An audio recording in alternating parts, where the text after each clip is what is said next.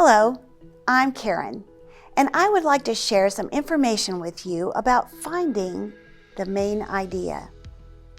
Now, you may immediately think that this is a skill used in language arts, and that is correct. You may find it interesting, however, that this investigative strategy is useful in other places as well. Our friend Fernando is almost 40 years old, and he just lost his job after having worked as a forklift driver for 15 years at a factory warehouse. He's now seeking a job in the warehouse at AdultEdMed. It's very possible that Fernando will need to be good at finding the main idea, evidence, or details in his job at the warehouse. And it might be important for you too. When you take the HiSET or the GED Language Arts or Social Studies tests, finding the main idea and supporting evidence will be skills that you will use. You might simply be asked to locate the main idea in a short answer for one of those tests. Or you might use these investigative skills in finding supporting evidence while writing an extended response. Now, after you get your high school equivalency certificate, you'll need to know these investigative strategies in college for job training or in an actual job that you'll get later on. In fact, our friend Fernando will be using these skills learned in this lesson more than he might think. This is detective training in a way, and I'm here to help you get better prepared to find the main ideas and evidence that you will need to get things done. Let's start with the main thing first. What is the main idea? This would be the very most important thought or idea through the text in question. We'll be focusing on nonfiction texts, such as reports, memos, informational texts, and advertisements. Your detective training will be important because sometimes the main idea is stated, but sometimes you must just figure it out. Remember, the main idea is the most important point. I want to share some vocabulary with you as we begin talking about this investigative strategy. And I want to begin that list with the word nonfiction. If you guessed that it is the opposite of fiction, you are correct. But there may be more to consider when defining that word. One of the best definitions is one that I found in the Webster's dictionary.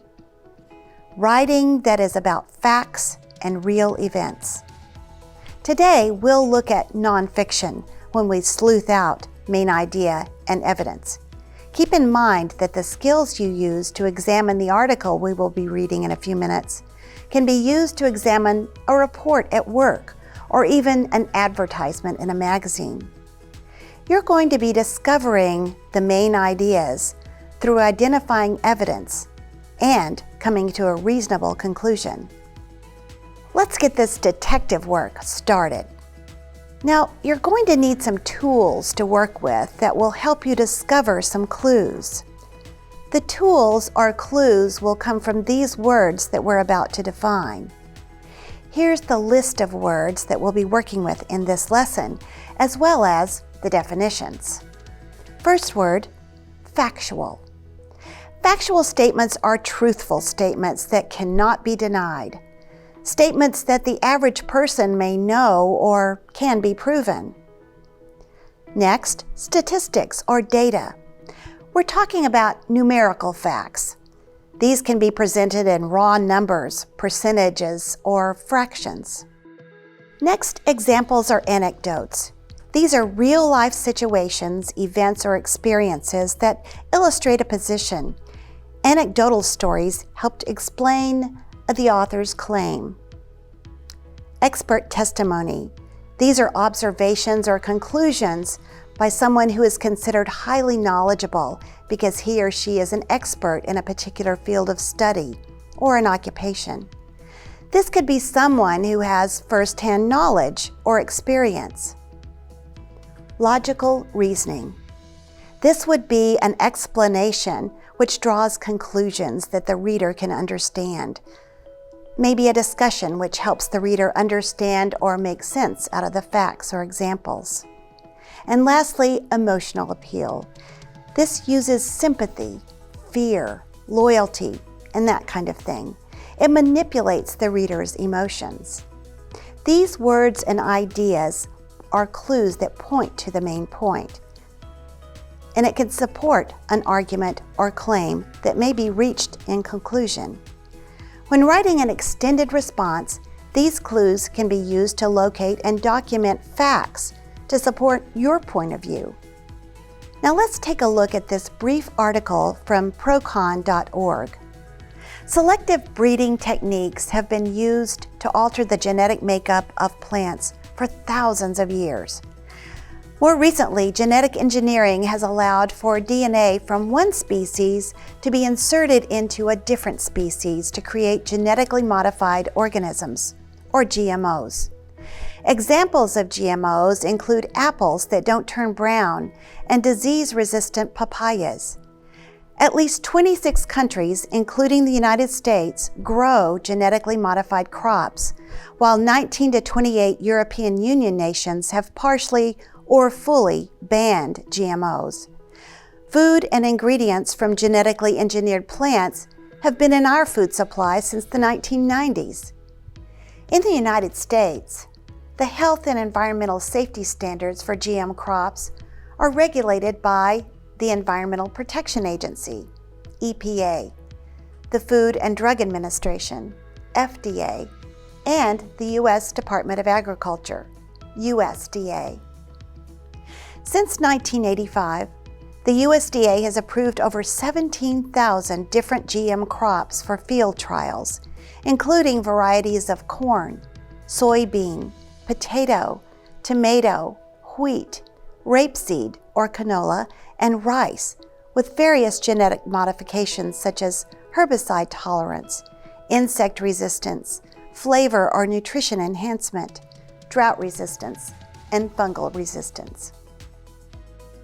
The National Bioengineered Food Disclosure Standard established mandatory national standards for labeling foods with genetically engineered ingredients in the United States.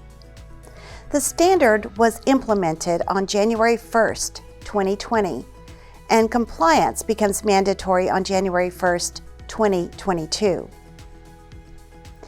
Now, as we think about what we just read in this article, the big question here is, what's the main idea? We defined several tools or clues that we can use to help us locate the main idea. We could look for facts or statistics, anecdotes, testimonies, logical reasoning, and emotional appeal. But not all these clues will be evident in all situations. Let's start with the main idea first. What do you say the main idea of this article is? If you said the main idea is GMOs, you are correct. Although all of the things listed as evidence or clues are not found in this article, there are certainly a lot of factual clues and statistics mentioned. It's important to remember that not all types of evidence will be in every article or document that you read. Now, how will Fernando use this skill of finding the main idea or evidence in his work at the warehouse at AdultEdMed? It is possible that he will need to interpret and maybe relay to others some information that is important for his job. Here's a scenario that he might encounter. Fernando was given the following memo to share with 12 team members on his shift. Let's take a look at that together and try to determine what the main idea of the memo is for the warehouse staff. To all warehouse staff, from warehouse management, through shift foremen and team leaders. Subject, holidays. Happy holidays. As the end of the year approaches, we hope that everyone has a safe and happy time celebrating with their families and friends. As we think about amending our work schedules, we will also need to prepare the warehouse to be run with a smaller staff. It is the intention of management to allow employees to have extra time off for the holidays while continuing to maintain a smooth operation for AdultEdMed. Inventory must be maintained. Minimum stock must be checked and filled before December 1st. Controlled substances must have proper documentation checked off, signed, and dated by the warehouse operations officer. Locks for the controlled substance locker must be checked and keys verified. Proper documentation must be checked off, signed, and dated by the warehouse maintenance officer. Anticipated incoming orders of supplies must be posted on the incoming watch board with appropriate dates and initials from the ordering agent and department. Receiving of the new inventory will be scheduled by the receiving office, and distribution will be arranged through those who are available to work deliveries. All warehouse employees who intend to take time off must have leave approved by November 20th. Scheduling of holiday staff will be published on December 1st. What would you say is the main idea of this memo? A, wishing the staff a happy holiday. B, scheduling employees for holiday season. C, preparing the warehouse to run efficiently with a smaller staff. Or D, maintaining good relations between the management and the warehouse staff.